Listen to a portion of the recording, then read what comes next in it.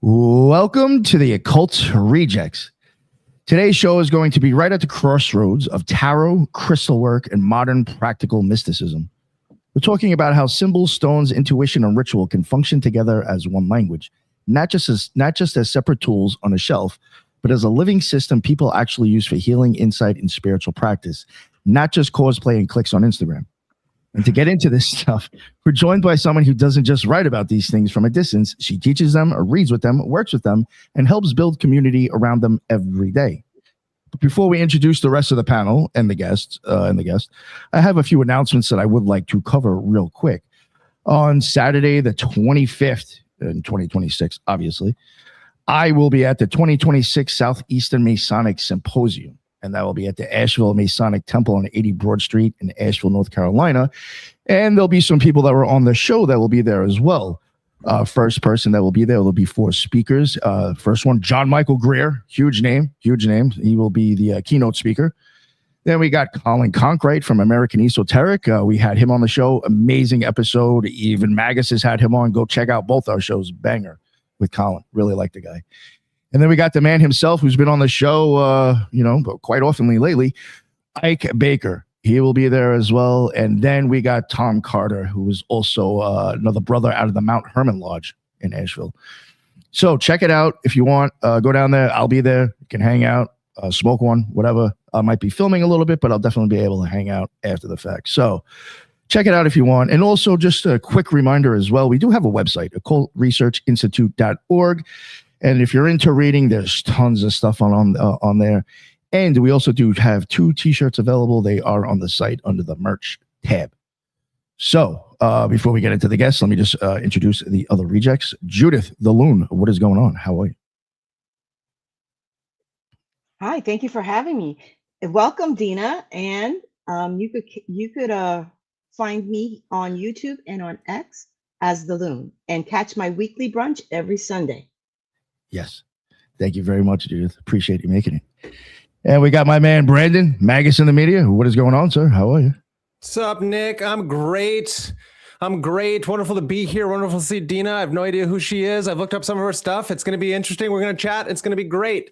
Judith, as always, the Loon. Love being here with her. She is a gem as well. Everyone head over to Magus in the Media. I just dropped a brilliant, amazing interview with Mark Stavish.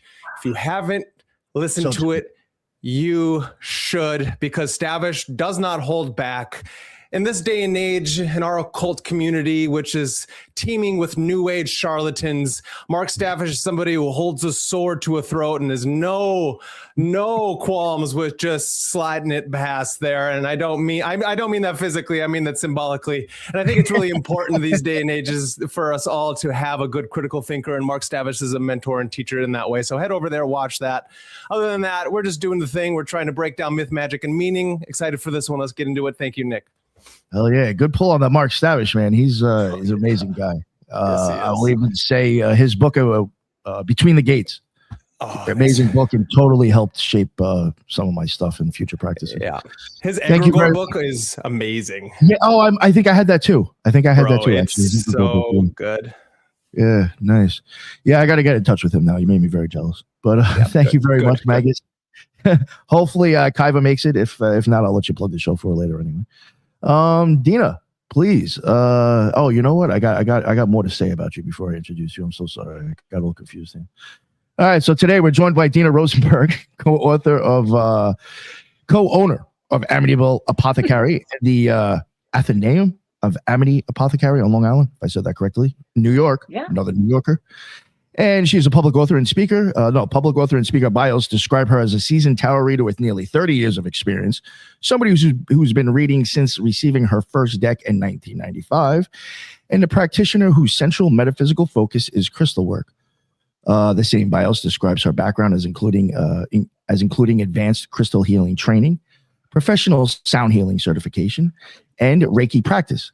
And she's also the creator of Crystal Keys Tarot, a deck and guidebook that brings together Rider-Waite tarot tradition with the symbolic and energetic world of crystals by pairing each of the 78 cards with a specific stone.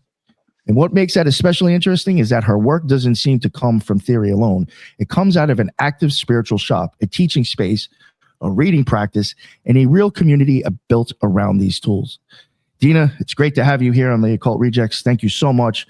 Please, anything that I left out or anything you'd like to add? No, I feel it feels very weird to have somebody say all those amazing things. I'm like, I guess that is my life, but I certainly don't feel old enough to have gotten my first tarot deck in 1995. What? But yeah, no,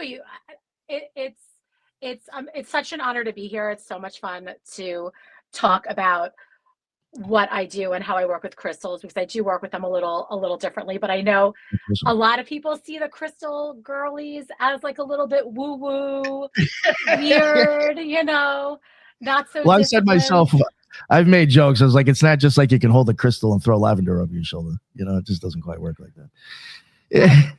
I have a metaphor because we've had the shop for 7.5 years now, so a lot of what's described in the Crystal Keys Tarot, what I write in the book, and how I describe the stones is informed by working with customers that come in and are looking for some type of help. Listen, people come into the shop and they're like, life is going wrong, or something needs to change, or something's not right, right? We all get there. And they are buying all different crystals, amethyst and, peridot and black tourmaline and obsidian. And then they, all of a sudden, like, they'll open their eyes one day and they have they're surrounded by rocks. They have all these rocks in their house. They're like, well, what the hell do I do with it now? And I always say, you don't go to Home Depot and buy some 2x4s and get some nails and a screw gun, put it all in the corner of your house and say, where the hell is my new deck? You need to know how to use the tools. You need to know. Yeah, you need to know how to work them. So that's sort of where I help bridge the gap with people, if you will. Thinking about that, like how, how you used other people's, information. I guess if I owned one of those shops, I'd probably use that as like a data place, like a data mining center. Mm-hmm. I'd be asking so many questions and jotting down stuff. That is really interesting. The thought of being able to, even if somebody was telling me they're having a bad situation, I'd even be like, well, what kind of herbs and crystals are you working with now? So I could write that down to see if anybody else had that same concoction and they're like, well, my life's turning to shit. Maybe it's something, I don't, you know what I'm getting at? I did have a teacher that basically said that we're scientists of our own experiences, but feelings and emotions count. So that's the way I've always approached the work that we've led at Amityville Apothecary, as well as my own personal work. I mean, the tarot deck took me 4 years, so it wasn't something that came just out of the blue. It was an arduous undertaking, honestly. Yeah. Did you have what you said 1995 was you got your first tarot deck? Were you out of high school yet? I was in college. Oh, okay. All right. Okay. Yeah, I was in college. So my first tarot deck was, I have to set the scene. It was the 90s. And great song. It was the 90s. And I was really into 9 Inch Nails and Rage Against the Machine, nice. and Ministry and all that stuff, right? Awesome. And at the time, I was also really into Neil Gaiman's The Sandman comic, which was still running. It was still being released. Oh, wow. One of my favorite comics of all time. You remember that? Holy shit. Yeah. Oh, yeah. So here's where it gets deep. You're going to love this. Is that I asked for Christmas or something that year of 1995 to get the Vertigo Tarot deck, which was designed by Dave McKeon, who was designing the Sandman comics at the time, and written by Rachel Pollack, who's obviously an amazing tarot author. And it was all the characters from the DC Vertigo comic universe, of which I really only cared about the Sandman characters, most specifically the character Death, because I was just super into wearing black clothing and goth and all that punk stuff. Punk goth, yes, punk white goth. makeup, around the neck. Yes. We're setting the scene. So much so that my first tattoo was, Tramp Stamp period 1.0, because I heard they're coming back around now. I have an ankh. I have an ankh in the middle of my back. At least, Well, that yeah. makes sense. You know, at least it makes sense, even if you didn't mean to. And I mean, what's really cool is my publisher is Wiser, and Wiser's imprint is an Is ox. it not? Yeah. Oh yeah. There you go. Yeah. See, look at that. So- You knew then. Look at that. Look at that. And obviously, they publish Rachel Pollack's great works, 78 Degrees of Wisdom and Walk Through the Forest of Souls. So I'm in good company. I guess somebody else liked that deck too. Nice. Yeah. Yeah, right. I didn't even know they made a deck Vertigo with them. Dave McKean. Dave McKean's one of the greatest artists of all time. Yes, Dave McKean. It's collage, and it was like the early sort of computer graphic work with layering, and it's an amazing deck. I think now, I think they did 2 editions. Mine's the first edition, and I think now it's like going for $500 on the market. Like, it's ridiculous. Of course it is. Of course it is. Oh, it's absurd. But like, the point is that this was my first deck. It is very niche, and I had no idea what was happening. I was trying to read it based upon the book that Rachel wrote that was in it, and I literally like struggled through this, and I sucked at it. Like, so bad. And, you know, so then fast forward all of these decades later, we open this metaphysical shop. We sell tons of tarot decks, tons of oracle decks, and people were asking me, you know, can you read me? I'm like, yeah, I can read you. And I was like, I just feel like I'm not good enough. Like, I'm not a good enough reader. Like, all these years, I should be like such a better reader. And I was like, I'm just gonna make a deck. I'm just gonna figure it out. And that's what I did. 4 years later. Have you 4 ever years, read you know. Promethea by Alan Moore? I actually have read half of it. Half of it? Don't ask me. I didn't finish yet. I have lots of works in progress. Mute. It happens to the Nice. best of us. Nice. Kaiva, you made it. How are you, Kaiva? I'm doing great. I figured it out. Mercury retrograde, smoothing it out, figuring it out. Took me 5 or 6 times. Last time, this time, I'm making it happen. Oh, great. Real quick, would you just like to let everybody know where they can find all of your amazing work? Yeah, at Kaiva Rose on Instagram, Facebook, and YouTube, and then 11kaivarose33.com. I do tarot and astrology. Thank Awesome. Thank you. No, thank you so much for coming. you. Yeah, thanks for having me. Dina, real quick, do you mind if I did have some questions that I wanted to kind of go into? If you don't mind? Yeah. Shoot. Do you remember what was like what your first tarot deck kind of like opened up in you? Like, do you remember what it was that like after you got it that like got you going? Like, how, did they speak to you when you first got them? So honestly, that first Vertigo tarot deck, I did not connect with because, you know, that particular tarot deck is really dependent upon all the characters of that DC Vertigo universe, of which I only knew the Sandman characters. So I really had a hard time, and it was my first time being exposed to tarot. And I didn't even know like what all the archetypes were. It wasn't until subsequently, maybe 1998, I got the Old English Tarot, which was published and is still published by US Games, because I was a history major, and my area of study is or was Tudor and Stuart England. So that Old English Tarot was sort of exciting to me. All right, thank you. And then Yeah, it is $500. I just went on Amazon. It's $471 for the Vertigo Tarot hardcover. Oh my god. Yeah. Saved it to my cart. There you go. Do like a pay in 4 or something. I don't Yeah, know. right. Yeah, that's the stupidest thing I could ever do. Yeah, no, I'm not doing that. Yeah, I have an addiction, and it's not drugs, it's books. it's a lot of- Listen, I'm very lucky because I own a metaphysical bookshop. So whatever it is that I want, I just call the publisher and I get, and then I could read it in the store, which is why like half of the things are halfway read, because I'll take a copy for myself and then I'll oversell it and then I have to give my copy back. Oh, smart. That's smart. So that happens. Nice. I got another question or two before I could pass it on or whatever. I just wanted to ask a couple of basic questions just to kind of get going. I know you mentioned tarot now, and we are talking about crystals. At what point did crystals become central to your work rather than just adjacent to it? Oh my goodness. Okay. So you have to learn, I have to tell you the story about my life, how my life exploded and fell apart, which I know a lot of people get into some type of magical practice because that happens. I was I've had a bazillion jobs, you guys, but I was the clerk treasurer of the village of Amityville. And I really loved my job, which is crazy to say that I loved working for local village government, but I did.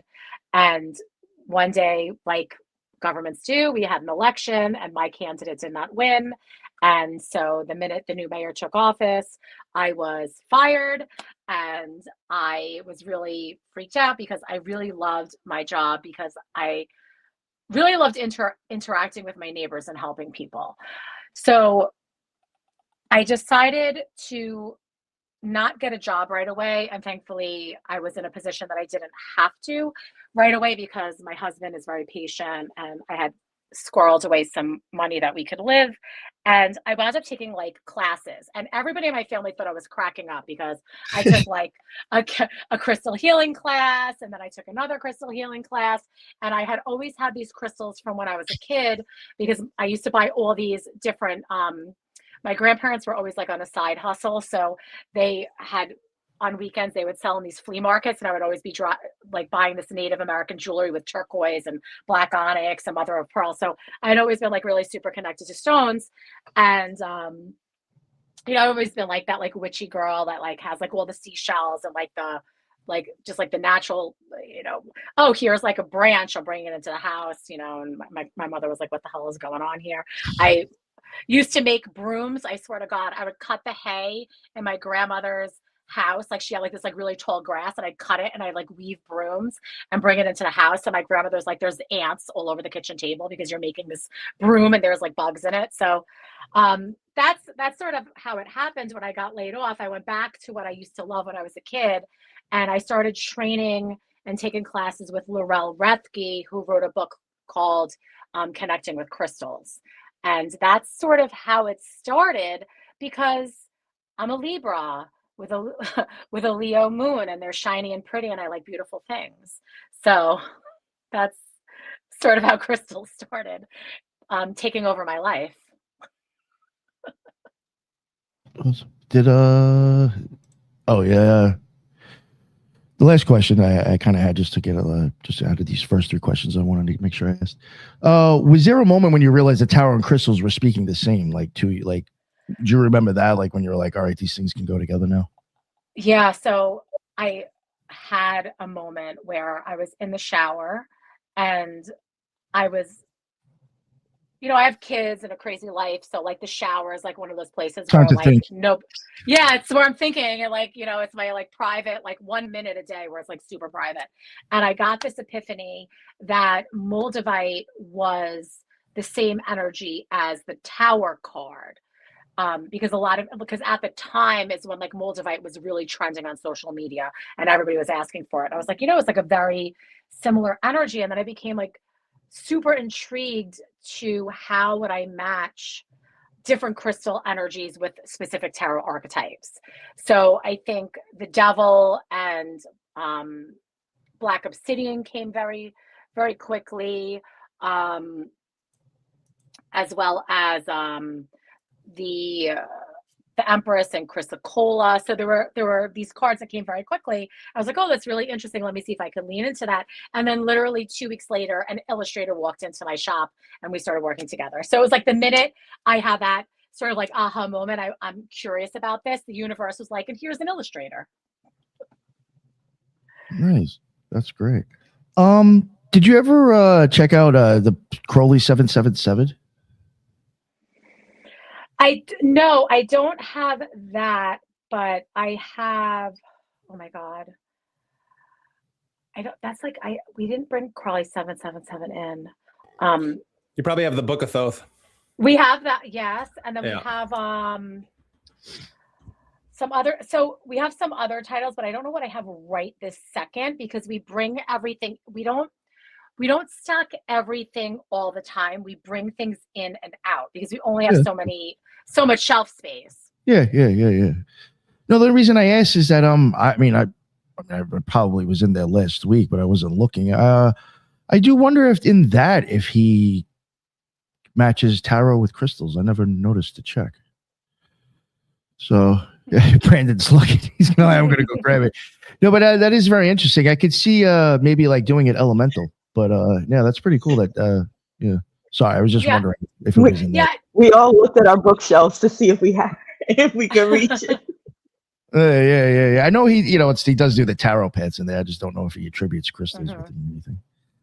But, yeah, and I go didn't ahead. do it elementally, but I did sort of try and connect the minor to color correspondences and chakras in a way that made sense to me. Oh, nice. Okay, awesome.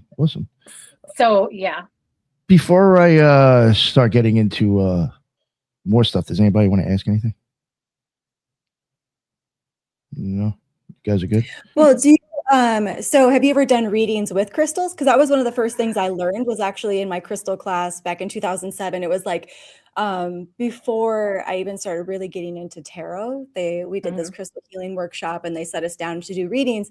And it's interesting because it's like the correspondence between tarot and stones is like, yes, but it's also like stones aren't so limited in their like scope, kind of almost. So I wonder, did you ever do that before?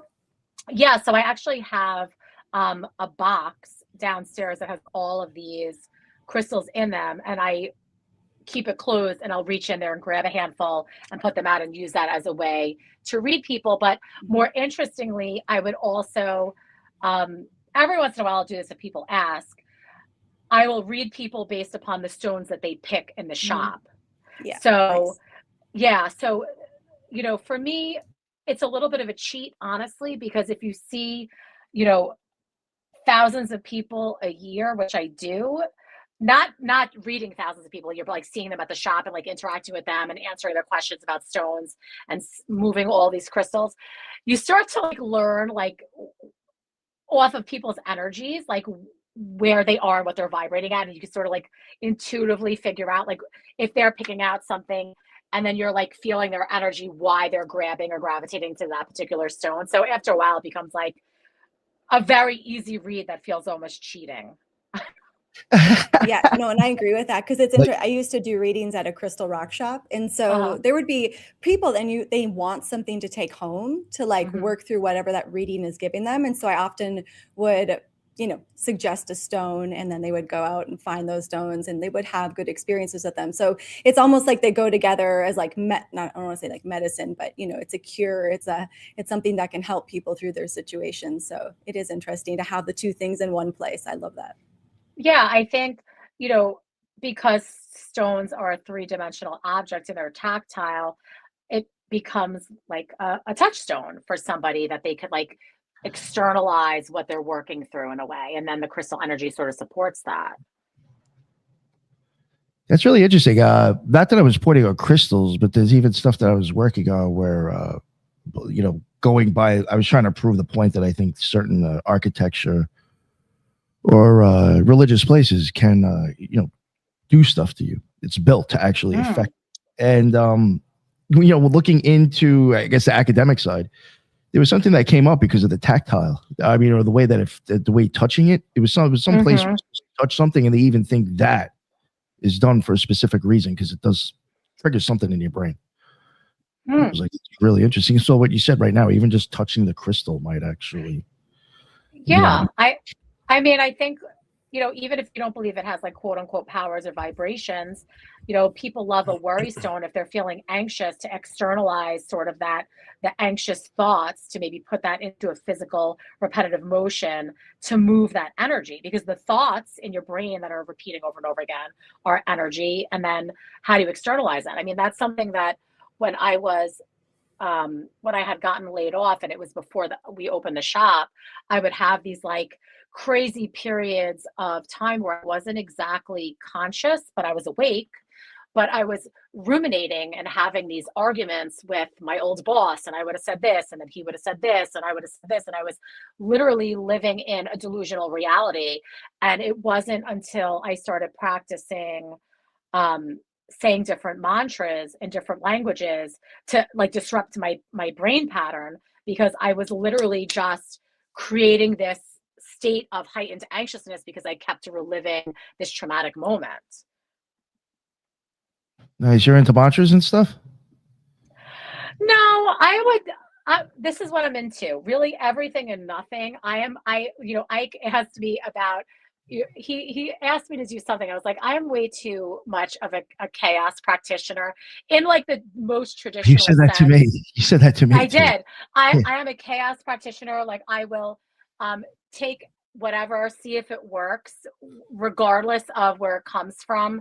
And like I said, be a scientist of my own experience and do it again if I'm getting results, and if I'm not, I move on. So I'm like, Thumper Forge wrote that book Chaos Apple that just came out not that long Yeah, we ago. had him on not too long ago. Yeah, so I'm actually gonna have him on my podcast. Nice.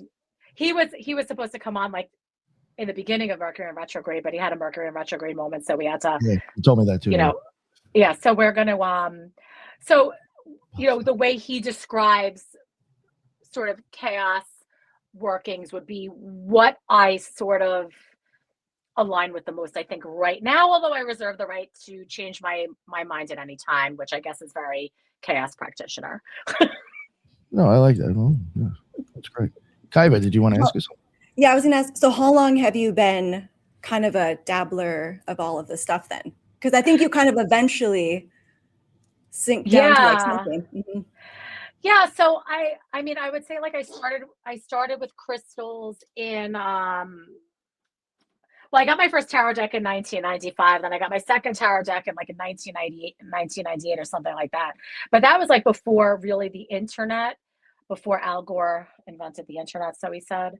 And you know, and there weren't like stores on every corner where you could just like go and grab a tarot book, and it certainly wasn't in the library, and I certainly didn't have like any family members that I could be like, hey, you have any books on tarot? Or and so what happened was I wound up just like being completely and overly intimidated with the Celtic cross spread, and it was just like too much. And like I think also at the age that I was at, some of the questions it was asking me were just like way over my head to even try and connect like the tarot archetypes with like what it was asking me to look into. And so I sort of put that down for a while, and I did like a lot of life stuff. And then I want to say I probably like came back into crystals in 2014, around 2014. And then we opened the shop in 2018. But I was doing like crystal healing work and working with teachers one-on-one before the shop was opened. Yeah. Anybody else have any other questions? I do have a quick question because you said you work with Reiki. Like, are you a Reiki master or? No, I'm a Reiki level 2 practitioner. Honestly, I've never been called to go any further with that modality. And it's like no shade to Reiki. I think it's a beautiful practice for those that have the discipline. I think, unfortunately, maybe it's just 21st century life or culture, but everybody wants to like get every certification known to man in like 13 seconds. And like, I've been sitting at Reiki 2 for a really long time. I feel like with what I'm doing with that, coupled with the sounds that I learned from Satya Bhatt, I think is his last name. He's based in India, and he comes to America every so often to teach with the crystal healing. I put all three of those modalities together, along with pendulum work, in a way that's sort of intuitive to me, although I teach other people how to do it, and I quote unquote certify people out of the shop. And I'm not saying like quote unquote to be snarky, as much as anybody that's a human being could certify anybody else in anything that's magic or spiritual. It's like all sort of like you have to own it for yourself, and I'm just like passing the knowledge along. But if like a certificate to hang on your wall makes you feel good about yourself, I guess go off.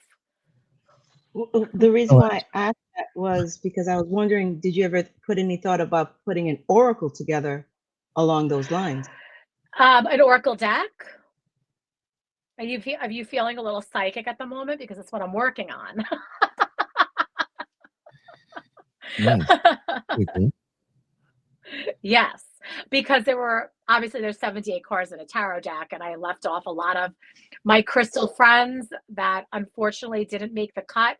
And the way I channeled the I really channeled the stones with the card meaning. I didn't like start with a master list and then like start like connecting the dots. Like I have all these, here's these 78 crystals and I want to like match them. I didn't do that. I just sat with each card and then I sort of sat on the archetype and channeled like what stone sort of wanted to work with that card and that archetype. So a lot of my very good friends wound up, which are crystals, wound up getting left off.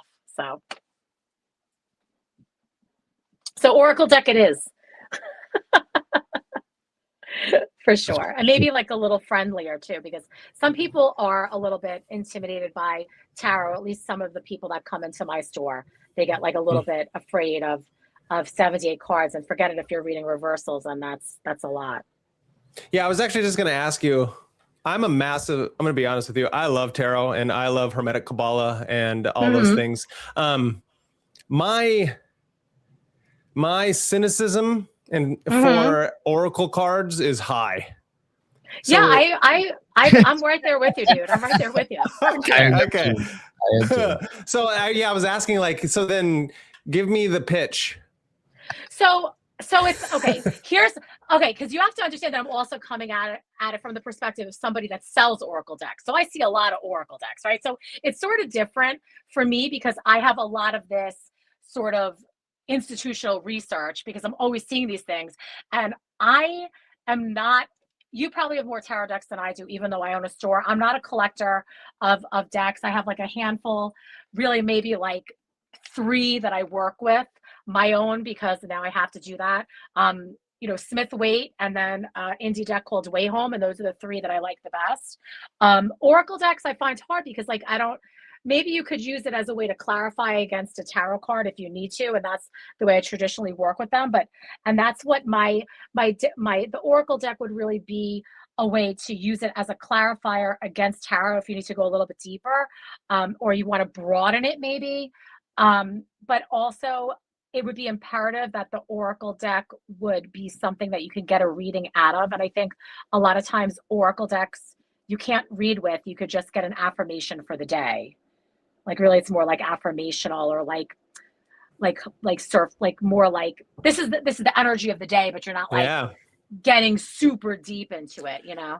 Yeah, I like that. I like the idea of it being more of an affirmation deck for yourself instead of going to places and reading an Oracle deck for people. That's like instantly for me, it's like charlatan. I don't want to talk to you, not you, but you know, the yous who are out there. Yeah.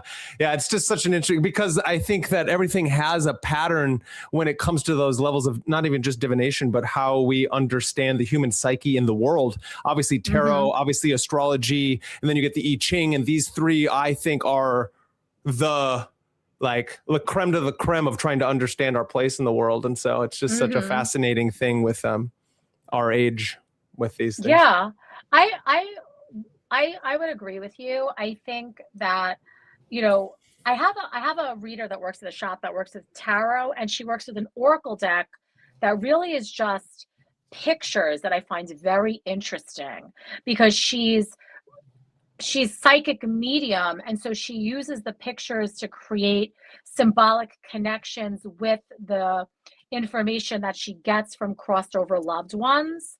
So like she like pairs these sort of like images as a way to lean into that, and she also does like automatic writing when she's reading, which I find is very interesting.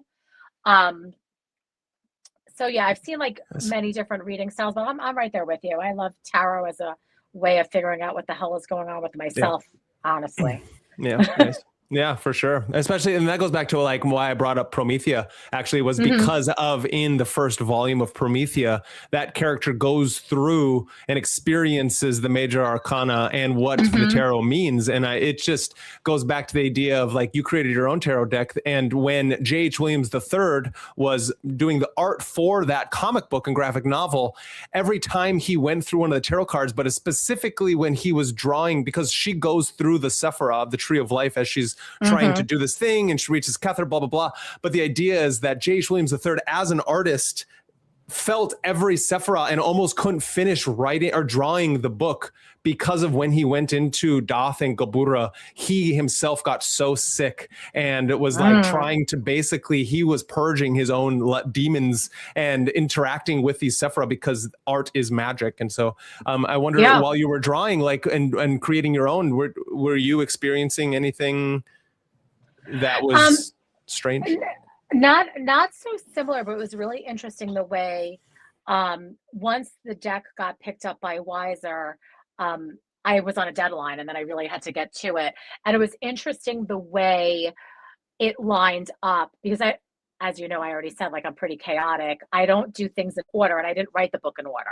I didn't, start from the Fool and go all the way to the end of the deck. I went all over the place. So there were times when I was writing a specific card and it would like perfectly line up with like what was on the news or what was happening in the world or what was happening in my family or what was happening in my life. So that was very strange. And in the book, you'll find a lot of anecdotal stories of that experience. As I was trying to, write my understanding of what this specific archetype is, how I was relating it to the world around me or like what had happened in my life. So that was sort of interesting, but there are no coincidences, I don't think. Yeah, I agree. Coincidence control center is on high these days. So we just got to make sure we understand exactly what it is. Exactly. Yeah, that's good. Before I go into the book, I do see we do have a question in the chat for Brandon. So does Brandon not believe it? So I just want to read it so the listeners can hear it too. So does Brandon not believe in intuitive abilities and using any type of medium to tap in? Just curious. That's a good question. I believe in intuitive abilities, yes. Do I believe in using any type of medium to tap into that? No, I do not. I believe that if you pick up a pencil, you can use a pencil for many things. Writing is the best application for using a pencil. And so it's very similar with other things, architecture, utility, everything has its higher frequencies or lower frequencies. Tarot decks, astrology, and the I Ching are tapped into a golden thread of human consciousness that perfectly aligns with the human nervous system and how that human nervous system interacts with reason and then the imagination. And the imagination is what then takes us into the higher levels of our spirituality and the phantasmagoria of experiencing higher states. And so I believe that there are better ways to do that than others. That's my answer. Very well said, sir. I like how you keep mentioning nervous system. I heard you mention that one other time. Have you checked out the Magical Herb series that I was doing? I've listened to a little bit of it. Yes, I have. Yeah. Yeah. It does touch on what the cranial nerves and stuff. I'm actually, Dina, you might be interested. I'm going to start recording it in a few weeks. I'll be doing the same thing with the crystals, how the colors of the crystals are the piezoelectricity and how it affects your cranial nerves and all that. Yeah, absolutely. It might be interesting. I'll let you know once I finally drop it. But that's awesome. Yeah, and the reason I use the nervous system so much is just because on my own path, I was deeply influenced by Robert Anton Wilson, Timothy Leary, and John C. Lilly and their work with the human biocomputer and the 8 circuits of consciousness. So mix that understanding of how our human nervous system brain interaction with reality is basically how we experience the world. You interact that with the embodiment practices of martial arts, and then everything else starts to kind of fall into place. And what I believe is that the ancients, all the way through the Hermetics, the Hermeticists, personally, but all mages, magi's, and mystics, we're using the nervous system you fine tune the nervous system so you can experience different realities of this magical world that we're in. So. I even think not to get too far off of it because I'm huge into physiology, and then we'll get back into the test. But my opinion, I even think our nervous system is actually the angels because it sends messages throughout your whole body. I love that. Yeah, okay, we should do a whole show on that, Nick. There's tons of stuff that I attribute to the nervous system, the eyeball, the brain, even the lymphatic nervous system. If you start looking at the lymphatic nervous system, you're like, wow, that's the green man. Well, I'll have to show it to you. Yeah, let's do that. We're gonna do a show on that. Okay, back to Dina. Sorry. There was that one question set it all off. What is the core philosophy behind Crystal Keys Tarot? I think you might have kind of said it in so many words, but Well, you don't. honestly, it's about like understanding yourself and why you do the things you do, or why certain people trigger you, or why you keep finding yourself in the same style of relationship or friendship. And it's through that lens, and then working with the energies of the crystals to sort of either disrupt those patterns or strengthen patterns. That's sort of the philosophy. I hate when people ask me to do a reading and they're asking about somebody else, like or they come into the shop and they're like, how do I block somebody's negativity? I'm like, well, how do you make yourself stronger so somebody else's actions don't bother you? Like, I'd rather much be concerned with what you're doing for yourself than a constant looking at the external world and pointing fingers and blame. I like that. It's much more of an alchemical, magical thing, in my opinion, anyway. Yeah, if I had the patience and the attention span, yeah, it'd be awesome. One thing I want to ask, it was just a question now that I just thought of because of what you said. Would you suggest that if people like, let's even say what you're doing here, the crystals and the tarot, would you suggest people should have their own shit straight before they start doing it for others? Listen, I think a lot of times, I don't think we ever have our shit straight. No, well, you know what I real, mean, right? Like we're never like exactly like, if somebody says like how healed and how great and how perfect they are, like it's like instantaneous friggin' red flag, right? Like, I'm sorry. Do I think that people have a tendency to want to like either live in the rescue fantasy or focus on other people so they don't have to pay attention to their own shit.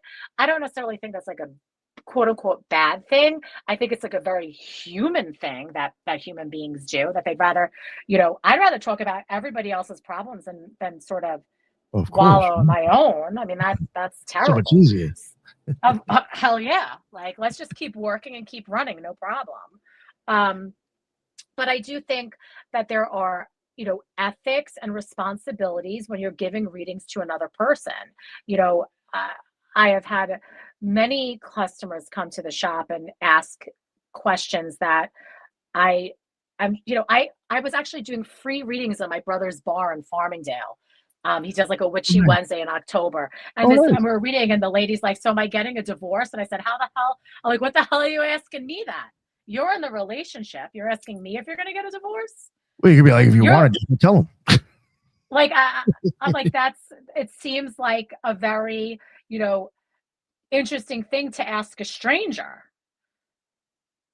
Yeah. So for me, I'm not interested in that type of stuff. And I don't think, again, I would redirect the question to, what's going on in your life where you feel that the relationship you're in is mirroring something that you need to work through. And then, is the person's, do you feel like they're supporting that, or are you being communicative about your needs? I don't know. There's so many ways you can go. Yeah. I was just wondering, it's just like, even with this show, I never really kind of tell people to like think a certain way. It's more of just ideas and theories. But yeah, just to keep it real, I think there's a lot of sick individuals out there trying to help sick people. Boom, nailed it. Sorry. Yeah. I completely agree. Yeah. Well, then it's also too like, what energies are you working with? Because it's like when you do a reading, I'm personally, for me, like I'm calling in somebody's guardians and ancestors. So like a question that they have is a genuine want to know. Like if somebody wants to know if they're going to get a divorce, like it's going to be in their cards, right? It's going to be, but there's ways to help them look through that, right? And it's not like you're making the decision for them. You're supposed to be connecting with their guardians, right? So I look at it as like, they want help, right? And I think that's where like connecting with their guardians and their ancestors is the essential part of that, right? So like, who do you connect with when you do a reading? Well, I think, I would look at it from a different perspective, because I think even if you're speaking to somebody, you're connecting in with somebody's guardians and ancestors, you still can't take away a human being's free will. So you could give them information, and I could say, like, today with the conversation that we're having, maybe yes or maybe no, and then the ancestors and you know, whoever their guardians are may or may not be supporting that information. But ultimately, if the person's like, you know what, screw this, I'm really going to work on my relationship because this was like a wake-up call and I don't want this, then they could, you know, change the course just from that reading. Because in my opinion, when you're reading tarot cards for somebody, you're reading the energy that they're currently in. So if they come in pissed off at the world, you're going to get more of that energy. You know, because I think about, we do an event called Alchemy Academy, where we bring in all different authors from across different traditions and different paths. So that it's sort of neat. And last one we did, Mitch Horowitz presented at the last one we did, and then the one before that, Chawan Ku. She is a Korean witch, and she had told a story about how she wrote a book called Spellbound. It's beautiful and red and gorgeous. And she had done a story about how every time before she does magic, and she does a lot of work with the planet Jupiter, that she always does divination around it. And she does divination for herself. And then she had sought out these highly regarded Korean practitioners to give her fortune for the year. And these two different practitioners, one I think was astrology and one was another type of divinatory system, both told her that she was going to have a terrible money year. And she literally was like, screw this, I don't want to have a terrible money year. And then she didn't have a terrible money year because she worked her ass off. So, you know, were the diviners off, or were they reading the energy that she was in? And then when she got the kick in the ass, the energy shifted. That's really interesting way to look at it too. Oh. I don't know. Just something to think about. Yeah. Yeah. It's always like tarot, we get to see the future of the situation, right? So it's like, if you continue on this path, that's where you're going, right? So it's like, is the divorce good? Well, let's see what the future has. Let's see what you're feeling in all these different areas of your life, right? So it's like, you get to see the future. That's why I always tell people, like, if you want this, like, this is what will come, but you can change it, because karma is like it's like an imprint, right? It can, or tarot is like karma. It can change. So I get really... Sorry, go ahead, Dina. Sorry, I got really bratty because I won't necessarily ever paint anything as good or bad, because what's good or bad is through the lens of the person that's perceiving it. All perspective too. Yeah. So like, it you know, and this probably is why I don't read tarot professionally at the shop, and I have readers that work for me, because I would probably be sitting with somebody talking in circles all day. Yeah. One thing I was thinking, maybe because I'm stoned, but I was like, I wonder if just going to it, like, if you were a tarot reader or anybody to tell you something about like your future, if you're asking for it, does that right then and there just change it already? You know what I'm saying? So. Like even in your mind now, since you know it's a possibility and it happens, when it does happen, does it even affect you differently mentally now? I think it creates different. I don't know. You know what I'm trying to get? I know it's like a little fucking weird. No, but I think it creates like different, like if you think about like quantum physics and all these, like if time is a linear and you're like creating all these pathways, like Doctor Strange and all the choices, I think it opens up different choices and different pathways. But that's different. Opening up different choices is different than you actually having agency and choosing. And so I think when we break down the understanding of, you can get a reading and you can be told exactly how to rule your life, but magic, and it goes back to, everyone should watch my Mark Stavish talk, because he plainly states how magic is almost worthless unless you are actually doing the transformative work. And I think that's really important. The practice won't save you, he says. The practice is there so you save yourself. And so the cards being read are almost meaningless unless you have the ability to see the pattern that is laid out before you and take action to change the pattern. Personally. Yeah, but like even that, I think, could just be the fact that now you know something and that you could actually just do one small little different decision the next day because that thought's in your head and now it's totally different. But you're agreeing with me then that you have to make one small decision. Nice. No, perfect, exactly. Perfect. Like that. Yeah. That's exactly what I was thinking. Sorry Nice, about that. nice. No, Yeah. it's great. No, that's how we spar. We spar with friends with the sword and intuition. That's beautiful. Yeah. Oh, see, somebody else was thinking that too. Next question. How did you decide which stone belonged with which card? Oh, that took a year. That was actually really the hardest part of the whole process. So first I started with the majors, and there were a couple of, so for example, the Fool is fluorite, which a lot of people are like, how is the Fool not quartz? The Fool is not the Fool. I'm sorry, the Magician. The Fool is golden labradorite, which nobody has ever heard of. But I did it for a particular reason. But I want to talk about rainbow fluorite being the Magician, and the reason why it was selected was because fluorite is cubic in structure. The Magician has access to the 4 tools of the minor arcana, and having access to the tools, you need to have order and structure and mental clarity, and fluorite gives you that support to have the order and structure just by its very cubic nature to give you structure to move forward with the tools of the Magician. I like that. Magician also has a double cubed altar, or can, and some like the OTO and the Golden Dome would suggest that. So it's interesting. Cube is even involved with that. Yeah, and then for pyrite, I picked the Emperor because the Emperor's card number 4, and pyrite's cubic in structure. So there was some of that sort of came in, and then the High Priestess, I picked selenite because selenite was it's really connected to the intuition and Selene, the moon. So I thought that was an interesting association. So that's sort of the way I leaned into it, but I think it got more difficult for like the swords were really hard, because a lot of the swords is like really challenging aspects that we go through, but crystals don't create challenge. They are sort of the antidote to the challenge. So in a lot of ways I would work with that, where like thinking about like the 9 of swords and anxiousness, what would be the crystal that I would work with as a balm to anxiousness would be howlite. So howlite was selected for that. Thank you. So yeah. Man, I already forgot. You mentioned which one was associated with the Magician again? So the Magician is rainbow fluorite. Is it actually? It's going to be a stupid question. Is there actually a rainbow in it? Rainbow. Okay, so the reason. Well, no, I know it's you never know. I mean.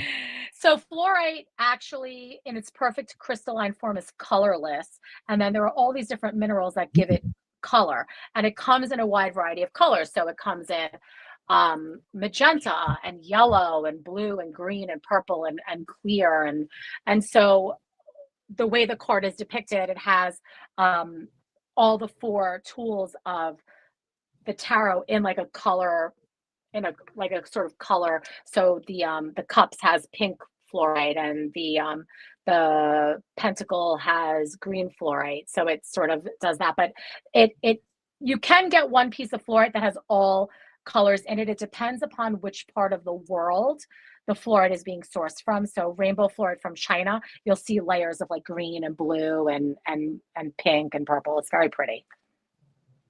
I like the idea of the rainbow because like that far up on top of like, I guess, the tree, that would already be in the abyss. And people have mentioned like a rainbow bridge. I've had experiences with seeing kind of rainbow style spirals. So I thought that was interesting when you said that. And even the minerals in it. I mean, I gotta check these out. It's really interesting how like when you said that stone to me, like I don't know, like I already see stuff with it associated from my experience with the cult. That's cool. That's interesting. Wow. All right. Yeah. Pretty cool. Anybody have any 777? Yeah. 777. Crowley's book does have the gemstones listed in there. Just now I'm so curious. I'm gonna have to buy it. Yeah. Yeah, so it's all in there because he has it. So just go check it off your bookshelf. Yeah. Have to bring it in. Yeah. Anybody have any other questions before I move on? Why did you pair every tarot card with a crystal instead of treating crystals as like kind of a general support tool? I mean, did you think they were that?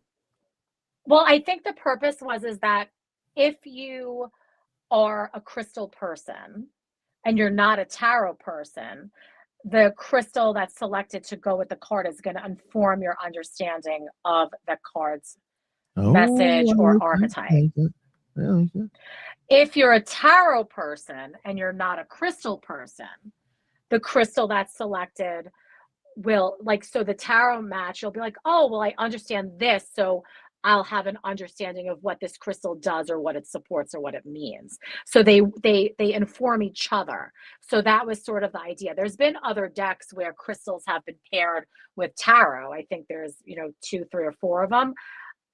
I thought that the pairings could have been a little bit stronger, and this art really brings the crystal through instead of just having like a small crystal placed on the card somewhere, which is not what this is. Gotcha. No, that's great. What has this stupid question? Does this book come out already? It releases April 6th, but okay, no, I didn't think you did yet. You didn't think you did yet. Yeah, but because Wiser loves us, we have them for sale in our store. Oh, all right. No, so I'll remind Wiser that you're on my show because you actually really want me to. I really got me wanting to read this book now. Thank you. Yeah, because they sent me a free thing of like everybody I have on. Yeah. So no, because I could use more help with. It's just really interesting how like you just said, like the tarot could help with the crystal could help with the tarot. I think I'd probably understand. For me, unless I use tarot kabbalistically, I'm kind of lost. But I am a little bit better with crystals, or I was much more involved or interested in crystals and herbs. So I think like looking at it like that might help me maybe with tarot, looking at them in a different way. Yeah, I think so. Yeah. It really got me interested. Like for real, I'm not just saying it. It's not nice. Well, that makes sense because that's that sympathia, right? That's sympathetic magic, being able to interact with those things. And so that's part of your theurgical work, Nicholas. So that's obvious. That's obvious. That's nice. I love it. The only motherfucker get away with that. Besides my father.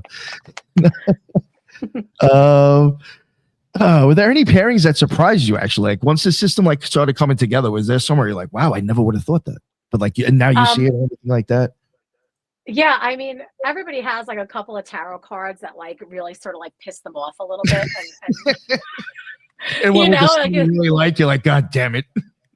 Well, the last cards to get crystals were Temperance and Judgment. I have like a terrible relationship with both of them at the current moment. Although I'm getting better with Temperance, which you would think as a Libra I should like Temperance a lot more, but she just gets on my nerves. But Temperance wound up being smoky quartz, which sort of happened because I got to the end of all my pairing and Temperance was still sort of hanging out, as was Judgment. And I realized I didn't have smoky quartz anywhere on the deck, and Temperance was going to be Danbarite at the very beginning, which is like a beautiful angelic stone, but it was very hard for the illustrator to work with because it's very clear. So she couldn't get photos to layer, and it was giving her a real hard time. And I was like, well, I guess, Danbarite really said, screw you, I don't want to be in the deck.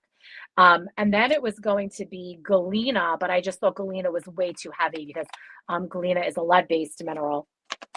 And so it ended up being smoky quartz, which I think is like really beautiful because when you think of, the word temper, which is in Temperance, smoky quartz sort of does that for us because it sort of tempers our energy for us because it grounds and creates a circuit with the earth.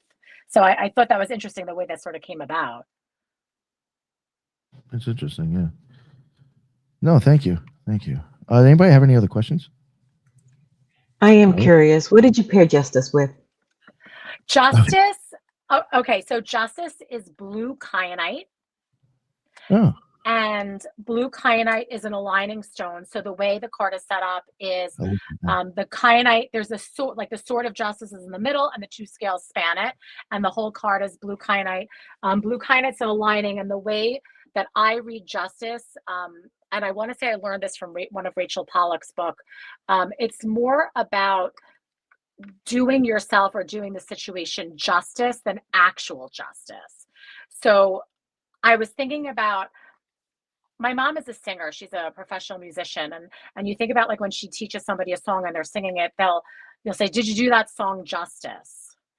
And so I thought about what that saying meant about doing something justice. And then how do we reflect that on ourselves and our own life? Because a lot of times when we're coming to tarot cards, we're asking a question from the perspective of like, for example, like, am I going to get a divorce, or does this person like me, or am I going to be getting this job? And then from the perspective of the current, depending upon the cards that are laid out, like, are you doing yourself justice? Is this connecting to your life's path, or like the way you see your life even unfolding? If you could decide, if you waved a magic wand over your life and you can, this is how I would dress and this is what I would look at without having fear of judgment or repercussion from my peers, I think that's doing yourself justice and like living honestly without being scared. And that's what I think blue kyanite brings, because it almost like aligns your spirit in a way. I like that. I really like that stone, actually. I owned one of those. It's a very beautiful stone. Thank you. Yeah. Nice. Yeah, I told you I was big into, believe it or not, I was actually big into crystals. Listen, I think a lot of people get into crystals and then they maybe like, again, like I think like the crystal community is seen as like more like woo-woo than serious.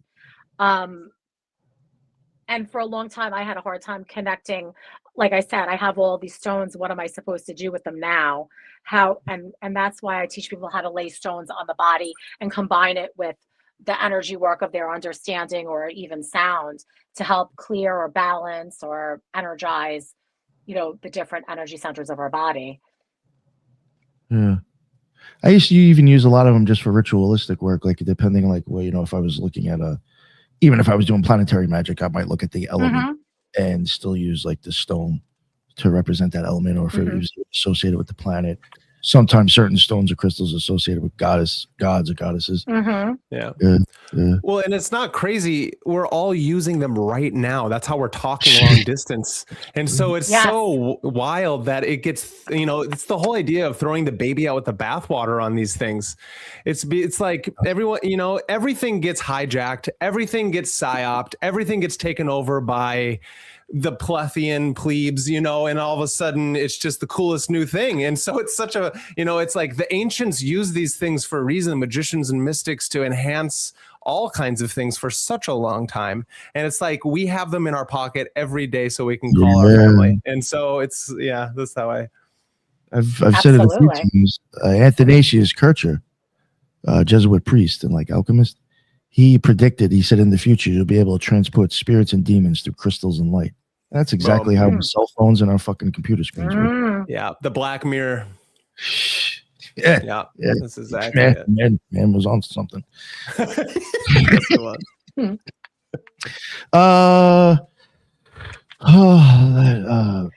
What? I mean, you kind of said this already, but what does crystal correspondence unlock in a card people might miss in a standard tarot reading? Say if you get like a more difficult reading in terms of like, maybe it's bringing up something heavy, and because not every reading is going to say like you're going to win, like everything's going to be fine as roses. Like you might have some different, like some like challenging relational issues coming up or something going on.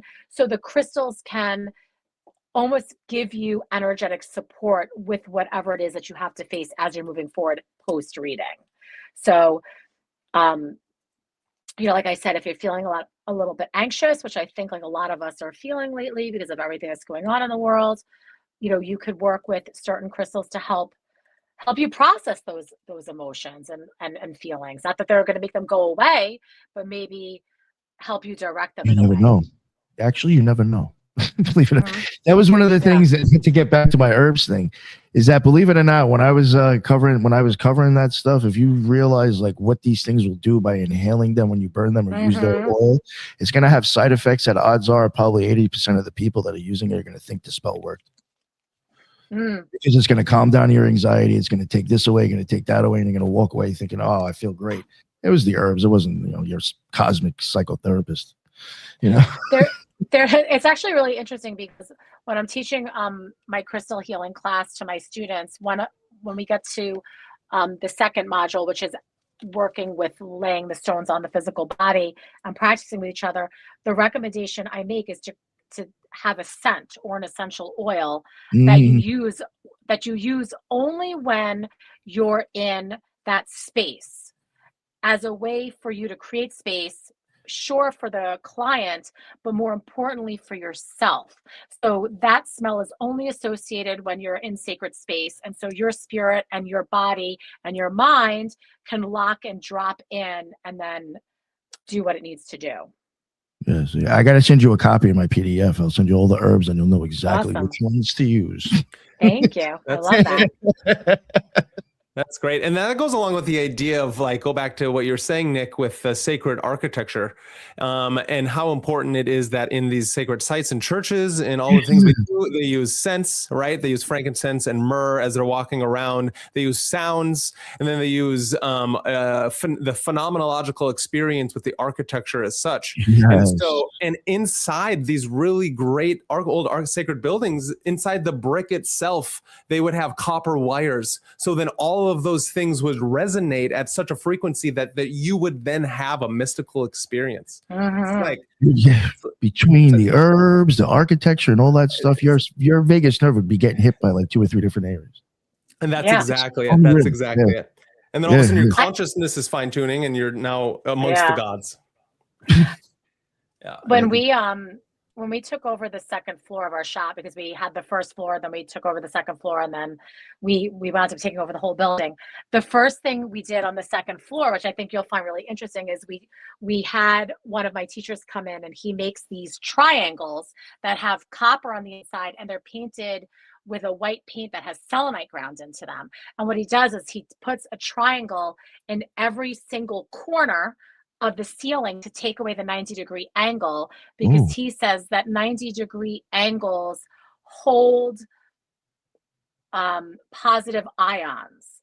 So what happens is that when like the electrons spin, and I'm trying to like explain this, but he is the real expert that did this. But when the positive ions come off of like everything that's plugged in, the ions sort of like get in the corner, and then it like makes you feel sick. And plus we have this giant 5G tower behind the shop. So what he did was he took all the 90-degree angles away. So if you look and you go into our shop and you look upstairs, there's no 90-degree corners in the ceiling. Everything is taken out with a copper triangle with white, like on a white selenite triangle.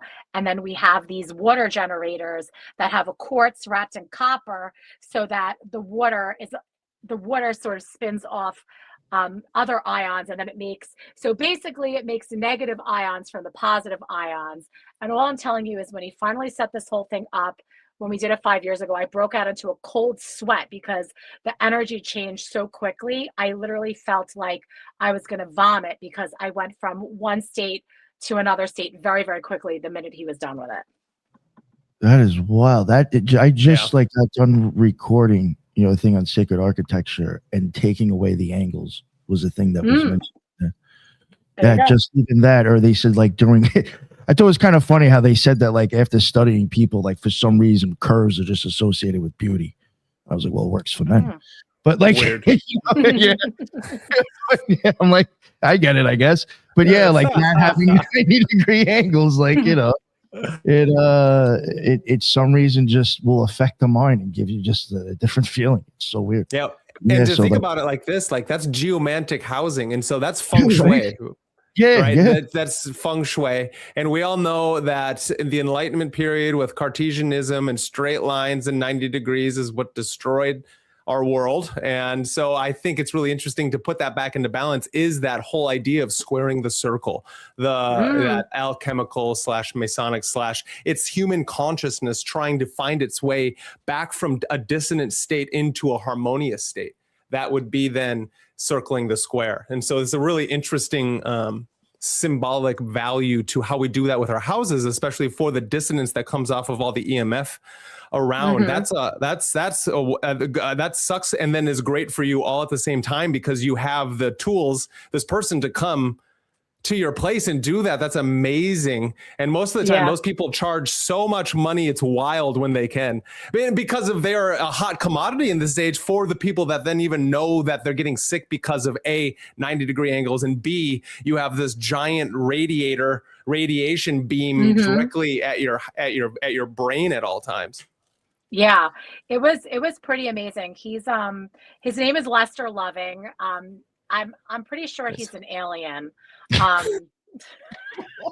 No, he's so interesting, but like I always say, like Lester doesn't operate within like the time that we're operating in. You know, he's taught classes for us, but I haven't seen him in a minute. But he's absolutely brilliant. But like I said, like I'm convinced he's like Arcturian or something. I've heard people say that about Timothy Hogan, so I mean, I guess it's the Knights Templar. People are like, I think that guy's an alien. Yeah, aren't Listen, we all? You run into him every once in a while. Yeah. All that colloidal silver, he's turning blue too. So Yeah, that's the opposite of turning the frogs gay, isn't that what that is? I was at Cosmic Summit. That's what everybody kept on talking about. They're like, "Yo, I think that guy's an alien. There's something wrong." So I wanted to get, I guess, kind of. Oh, there was one more thing with the pairing.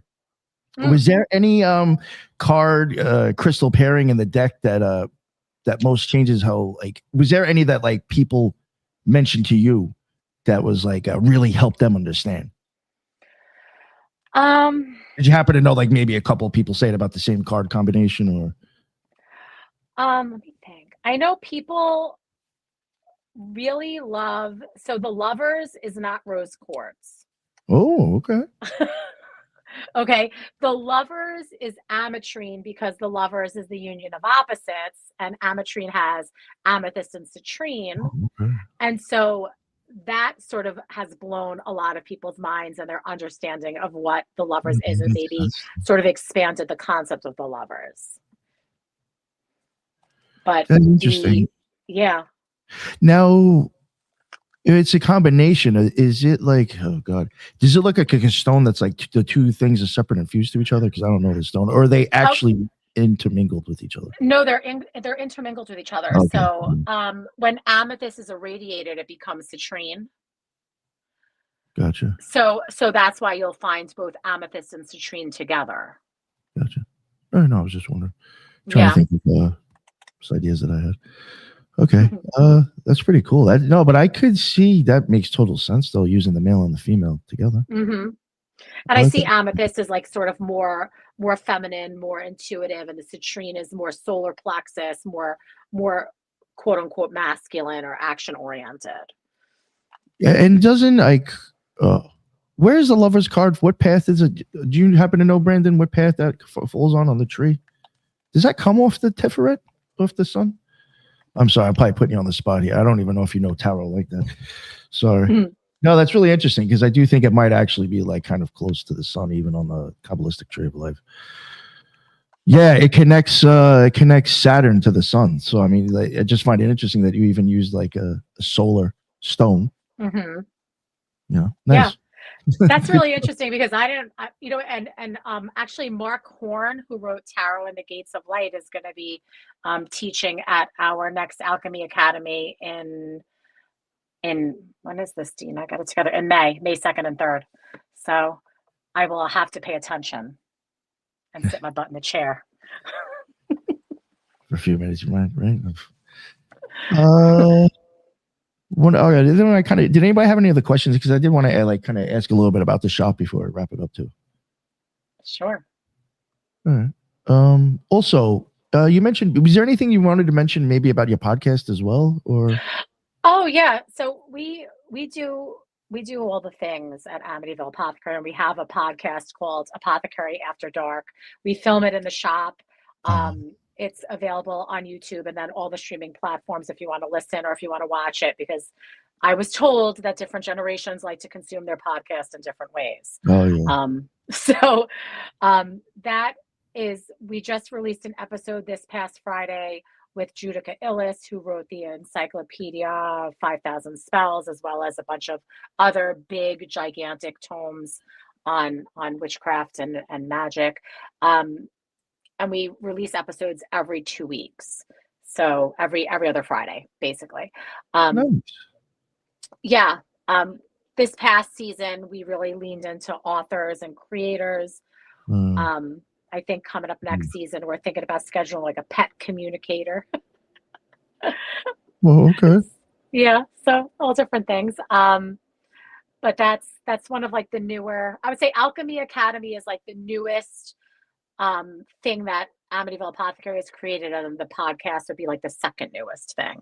But Alchemy Academy we do once a year. We were doing it twice a year, but that's a lot of conference, man. I got to tell you, it was a lot of planning. So we moved it to once a year, Saturday and a Sunday. We have 4 speakers each day. They do 90-minute segments, and we have breaks where we have like a bookshop on site where people can buy the books and have the book signed. So this coming Alchemy Academy, we have Chris Ann, who did Lightseer's Tarot. We have Judica Illes, who the Encyclopedia of 5,000 Spells. We have Mark Horan, Tarot and the Gates of Light. We have Amy Blackthorn, who has Blackthorn's Botanicals, as well as a bunch of books on herbs. She's pretty cool. Yeah, and who else do we have? Myself. Nice. I'm presenting. And what is it? So yeah, it's good. May 2nd and 3rd. It's right in Amityville. We actually hold it so in the Masonic Temple. Shit. Yeah, so right. It's about 500 feet away from the shop. There's like a hall. The temple's upstairs, and we have the hall downstairs, and that's where we have our presenters. And it's really cool because we cap it at 100 people, so the community is really, really tight. People that attend can interact with the authors and ask questions. The authors hang around the whole time. It's not like they're just at the dais and you can't approach them. They're learning and interacting with the attendees. So it's a really beautiful community.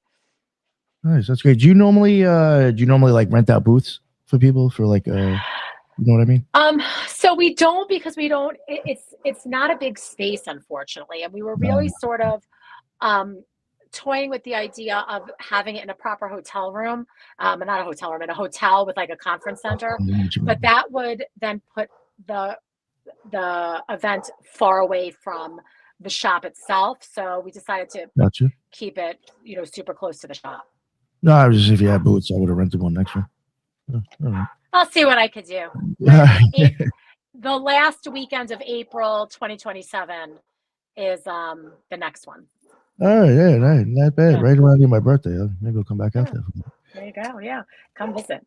Yeah. Does anybody have any questions before I go on to the store now? Kind of. Yeah. What has the shop, like being there? Have you noticed, like, is there a trend of what people are kind of spiritually hungry for right now? Yeah. So in the beginning, it was like crystals. Now it's all spellcraft. It's very spellcraft heavy. A lot of folk magic, folk practitioners, candle magic. We sell a lot of herbs. We pack herbs on site. Oh, cool. That's awesome. Nice. Yeah. My business partner's daughter is actually going to a school up in New Paltz for herbalism. She's finishing out her 2nd semester, so she'll be out. She's our little herbalist in training.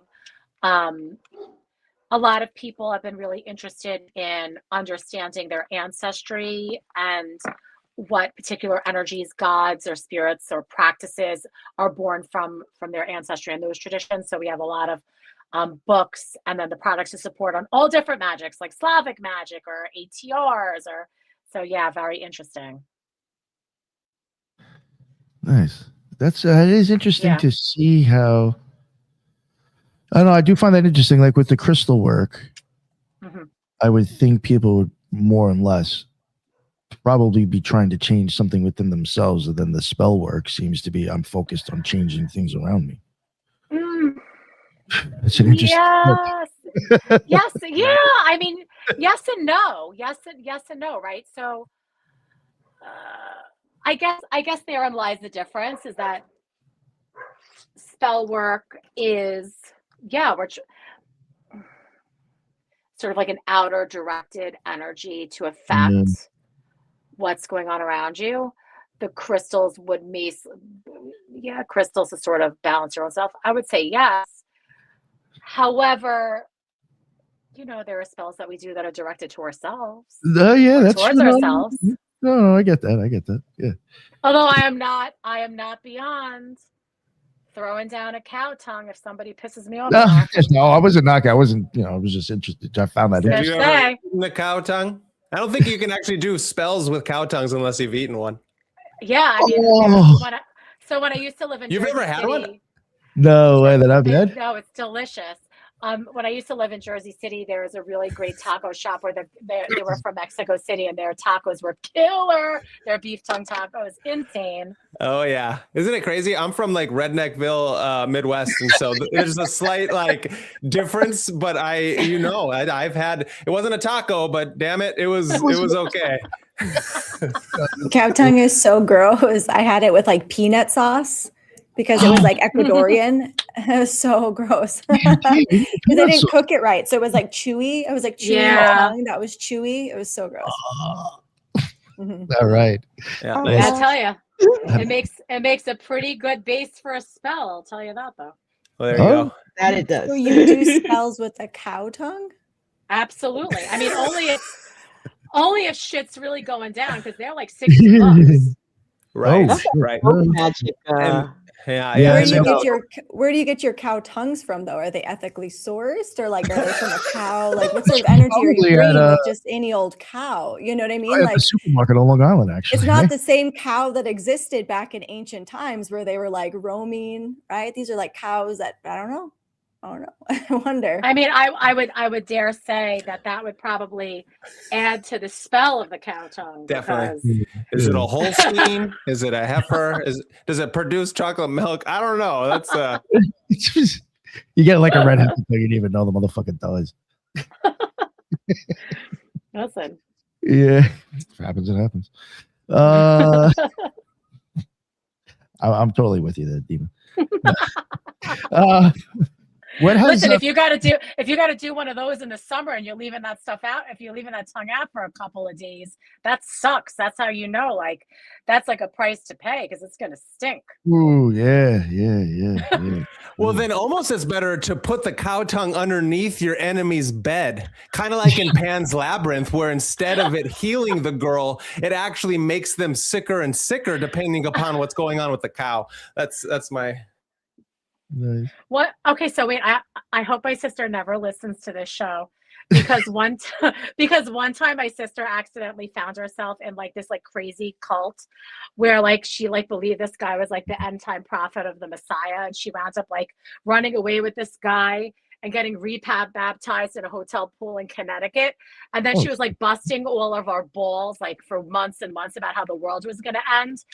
And then my brother basically said to her, if the world doesn't end, I am taking a shit and I'm putting it under your bed. And that's literally what the cow tongue under the bed story reminded me of. Because that is awesome. Nice. That is yeah. That sounds like something a Long Islander would say, actually.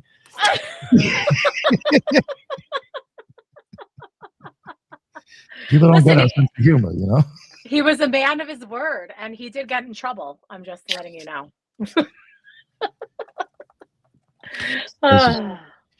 With your store, how do you make a space? How do you make your store kind of feel like welcoming for like the beginners and the experienced? Oh, that was like actually really important for us because I don't know how many times I've walked into like a witch store or a metaphysical shop, and like you get like that stare down, like, what do you know? I'm going to, like clock you at the door. We're super welcoming. We say hi to every single person that walks in, like big dorks, but we love doing that. We do. We're always like, hey, what's up? Welcome in. We have sort of anything and everything, no matter where you are in your path, in terms of like the books, the cards, the herbs, the candles. Like if you're in, for example, a spiritual practice in which you're indoctrinated and it's closed, we'll still have items to support your practice, even though we don't practice them. So we really we want somebody that walks in that if they need something, we will have it. And if we don't have it and they ask us, can we get this? We do our damnedest to get it and bring it in. Even if we don't know what it is or what it's for. So, statuaries, herbs, crystals, any type of spellcraft ingredients, books, tables, charts, you name it. Nice. That's great. And also having like a wide variety of practitioners. We're not a coven. We always just say like we're a bunch of practitioners that are neurodivergent that practice next to each other for nervous system regulation. Nice. I like that. Well, I think if you want to have a successful shop, I think you need to at least have stuff for all sorts of people. But absolutely. But I mean, I have gone to some though where you could definitely tell they kind of cater to certain things. And you're like, we didn't want to be like that. And we also have all different people too, like different ages, all different paths, all different walks of life. Like you're not going to find like everybody that looks like me or looks like, we're all different. And it's amazing. Even the readers that work, they're all different. Yeah. Well, it's Michael Jordan said it best, right? That both parties buy shoes. Right. I think that's really important in this day and age to understand that like a business, you got to cater to all. Yeah. I mean, we have a preference and we have, of course, like we do. And we're, we'll meet people where they are and we try to lead by the example that we think is the best one to set, which is like a little bit of kick ass and a lot of it of snark. Yeah. It's important. It's definitely important, especially in this community. Yeah, for sure. When it comes to being part of the community, that was actually my next question. What do you think the community is towards you that a book couldn't do alone? Wait, say that question one more time. What have you learned through the community that you couldn't have really gotten through a book alone? Is there anything like that you could see? Oh, I mean, how to dress a really killer cow tongue. Back to the cow tongue. That's something you don't learn in a book. I mean, have somebody show you how to do that.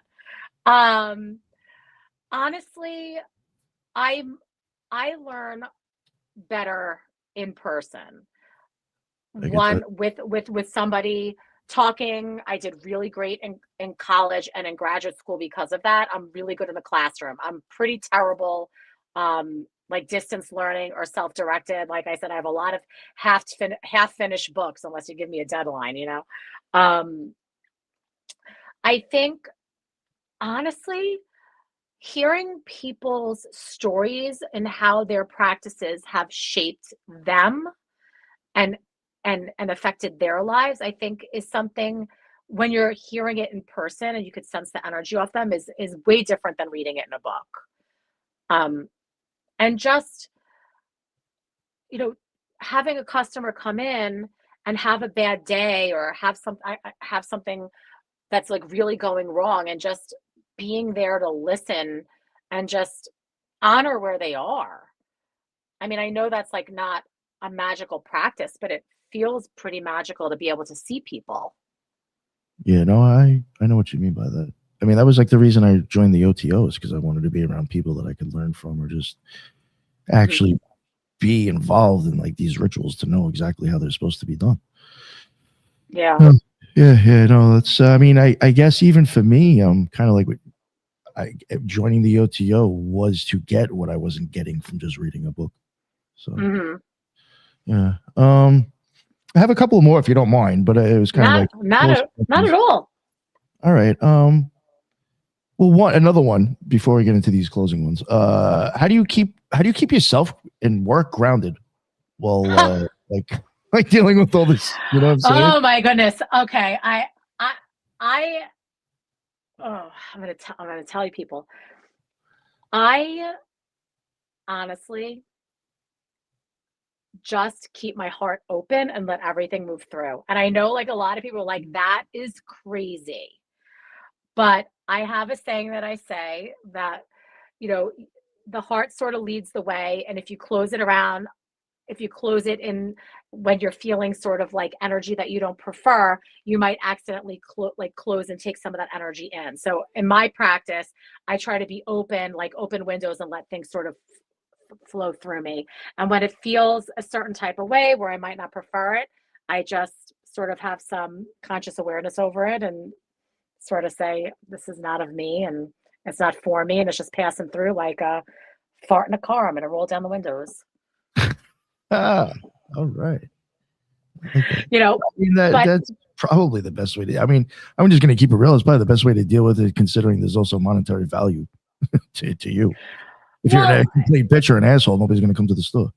Well, absolutely. And it's just like a lot of energy. And sometimes you're seeing people that like there's something going on is the point. Like I always like tell people, like if they're coming to like get a spell done or a reading or they're buying crystals, like a lot of the stuff that they've already gone to hasn't exactly worked. So it's if they come to you and they're not already a practitioner, they could be confused. They could be in an emotional state where they're sensitive. So it's just to try and remain as open as possible. But listen, sometimes I'm a human being too. And sometimes I get overwhelmed, and I have a really great practice where I am pretty much most times consciously aware of the thoughts that are going through my head. And when I could feel and sense that I'm getting overwhelmed, I could sort of like bring myself back down. But you know, also holding a smoky quartz to my heart sort of works too. To ground for sure. Nice. Thank you. Did anybody have any You're questions welcome. before I ask these last couple of them? What do you hope someone understands about themselves after working with Crystal Keys Tarot? That you are the common denominator of your life's experiences. That, you know, if you find yourself coming to these same circumstances all the time, or attracting these same people all the time, or having, you know, like you seem like you're on this merry-go-round, what is it in you that you can change or address? That's really the lens in which the book to the deck is written. It's really a tool of self-awareness and self-understanding. I like that. After all these years in work, what still feels mysterious to you? What still feels mysterious to me? You know, what's funny is no matter how many times, you know, everything aligns, or the universe gives you a message, or a spirit gives you a message, or you get a psychic hit, there's still this human aspect of myself, at least. I don't want to speak for anybody else, where I'm like, did that really happen? Or did I really do this? Or is this real? And then understanding how sometimes I get, you know, the intuitive hits I get, or the information that I get, or the channels that I get, or like, you know, you're talking about like your body and your sympathetic system, like when you get all the chills up and down your body, why that happens at certain points in time. Like that is a huge mystery and of interest to me. Yeah. That was the thing. I can't remember what it was now. That was another thing that came up in the sacred architecture. There's certain things that will actually cause you to get goosebumps. Yeah. I was like, yo, that is wild. Yeah. I mean, even certain music. I mean, I know not everybody experiences this, but you know, I could hear, I love symphonies. I love opera. My daughter is a cello player. And, you know, certain pieces, you just get, your entire body gets lit up. And like, why does that happen? One song that I know that I could play it, and every time it gets to a certain part, I always get goosebumps. It's fucking insane. Like, I know that, like, it's so weird. It's the weird. Hey, what's the song, Nick? Binary Finery. There's a remix by Matt Drary. Oh wow, I have no idea. I'll look into it. It's like a techno trance type of track, and there's like a certain part where it builds up, and it just always gives me fucking goosebumps. It's fucking wild. Nice. Yeah. Awesome. Tina's laughing. Yeah, it's the fist pump back in the day. I mean, gym tan laundry. Yeah. Oh my god. All right, last question. What are you learning now? Is there anything that you're learning now? Are you getting into? Oh my gosh, what am I getting into right now? Honestly, I am always sort of research. I'm always sort of digging into the tarot. It's actually like never done. Like I'm constantly like reading different definitions, other people's work, other people's understanding of the archetypes. Um, so I'm still very much like in this tarot world. Um, Sherry did that left hand path of tarot that you had her on, and Yeah. her spreads in the back are killer. Like Oh, she has really? some Okay, nice. oh my God. Her spreads in the back. She has these great shadow work spread prompts. They are absolutely killer. I am so obsessed with them. I've been pulling those a lot. Nice. That's cool stuff. Yeah, so yeah, I really, and like I said, like we see a lot of books, and I'm like, oh, it's another, whatever. Her book stopped me in my tracks. I really, Antonio Pagliarulo, who is also a wiser author, has a book coming out on saint magic and saint folk magic, and I love saints, and I love saint magic. Like I'm an Italian Long Island Catholic girl. Give me a I was Blessed going to ask you Mother. if you were Italian. That's so funny. I Mhm. was going to ask. I was like, yo, this chick's Italian. Give me a saint. Give me an icon. I love it. So super into that. So I'm excited to see his work. But I collect religious artifacts and different saints. So that's something that I'm super into all the time. Nice. I'm going to Italy in April, so we'll see what I find there. I'm pretty stoked. Oh, nice. Where is that? Is it, I'm sure this probably isn't your first time, is it? No, it is my first time. Oh, nice. Like, I went for my first time last year. Where are you going? Flying into Venice, and then we're gonna Nice. That's what I did. yeah, we're gonna take a train to Florence, then we're gonna take a train to Rome, and then we're gonna fly back home from Rome. See, that's where I screwed up. I went from Venice to Rome and never stopped at Florence. I fucking should. Yeah, I'm pretty excited. I'm going with my mother. My mother wants to be able to do these things before she gets to a point where she can't do these things. So we're gonna do a girls trip. Hell yeah! And